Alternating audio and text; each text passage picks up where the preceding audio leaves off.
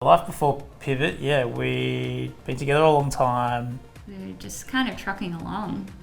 And then there was a few things in the pipeline, like being engaged. We obviously had a wedding eventually coming up that we were thinking, and starting to think about the opportunity of trying to buy a property. So there was a few kind of big life goals down the pipeline, and yeah, but I don't think we really had a huge focus on how we were going to get there. No, we didn't really know what we were going to do to pay for all of these things.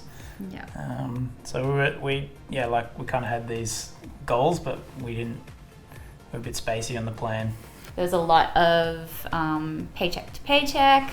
The credit card got a really good workout all the time, and we were somewhat separate in our finances. So we had like some shared stuff set up, Yeah, but that's right. I think we just had very short-term kind of actions for how we were spending, and we didn't have a lot of structure on how we wanted to get to some of those bigger life goals that were kind of in the pipeline.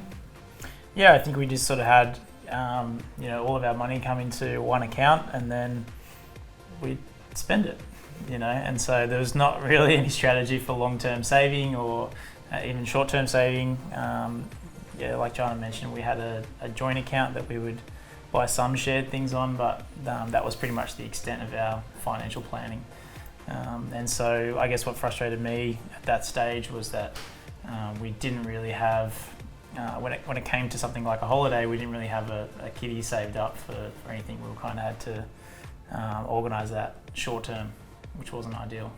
Tipping point for us, I think we got referred by quite a few people actually to Pivot, so that was a big part of it. I think we knew a lot of people that were working with you already and had only great things to say, so I think that was a big part of it. I think having friends in a similar sort of life position as ourselves, where perhaps they were maybe looking to achieve similar things, and then seeing the success and seeing them actually move towards their goals was kind of like, well, if they can do it, what's stopping us? So I think that's kind of what prompted us to get in contact.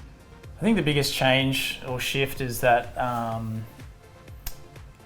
we're quite relaxed and I guess comfortable with our financial position now. We know where all of our money goes. We know where every cent goes. We've got short-term plans, we've got long-term plans. It's so rewarding at the other end when you have money there to go on a holiday or to whatever the goal is that you've set. When it works out, it's great.